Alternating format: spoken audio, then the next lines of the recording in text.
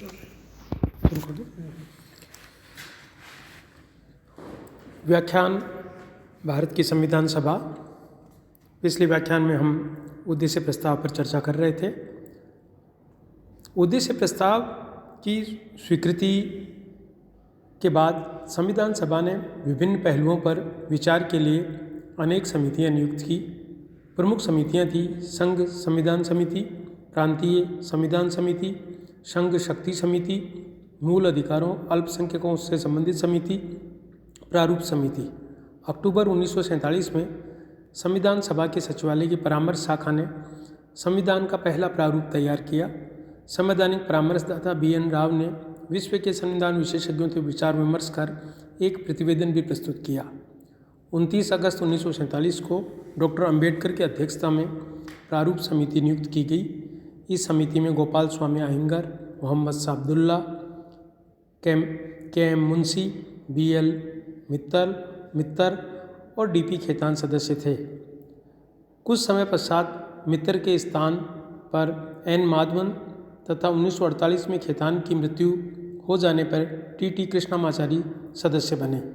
प्रारूप समिति ने भारत का जो प्रारूप संविधान तैयार किया वह फरवरी 1948 को संविधान सभा के अध्यक्ष को सौंपा गया।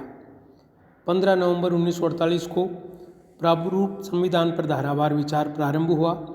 8 जनवरी 1949 तक 67 अनुच्छेदों पर विचार हो चुका था। इसे प्रथम वाचन कहा गया।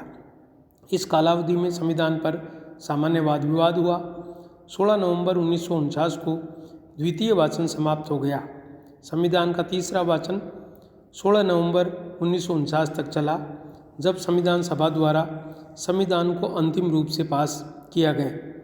संविधान सभा के अंतिम दिन 24 जनवरी 1950 को संविधान की 3 प्रतियां सभा पटल पर रखी गई।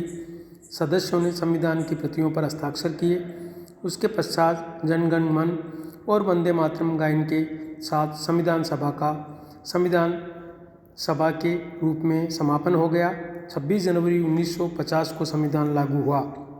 संविधान निर्माण में 2 वर्ष 11 माह 18 दिन का समय लगा। संविधान के प्रारूप पर 114 दिन चर्चा चली। इस कार्य में लगभग 64 लाख रुपए व्यय हुए। संविधान में 395 अनुच्छेद और 8 अनुसूचियां थी। संविधान निर्माण में डॉक्टर राजेंद्र प्रसाद, पंडित नेहरू, सरदार पटेल, डॉक्टर अंबेडकर, गोपाल स्वामी अयंगर, कृष्णा स्वामी अय्यर, मौलाना आज़ाद, पट्टाभी सीतारामैया, दुर्गाबाई, ठाकुरदास भार्गव, KM मुंशी आदि ने महत्वपूर्ण भूमिका निभाई। संविधान सभा की आलोचना। संविधान सभा की भी विभिन्न बिंदुओं पर आलोचना की जाती है, तो उसके संबंध में जो आलोचनात्मक टिप्पणियां हैं वो आलोचनात्मक टिप्पणियां इस प्रकार है।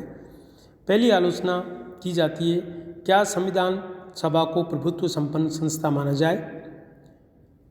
तो इस संबंध में कहा गया कि ब्रिटिश संसद के एक वाद विवाद में चर्चिल ने संविधान सभा की वैधता को चुनौती दी।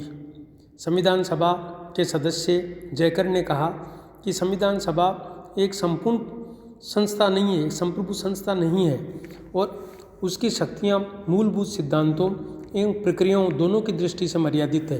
इसका कारण था कि संविधान सभा कैबिनेट योजना के अधीन अस्तित्व में आई थी, ब्रिटिश संसद की सत्ता के अधीन थी।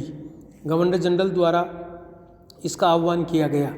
अतः सभा जो संविधान बनाएगी उसे ब्रिटिश संसद के पास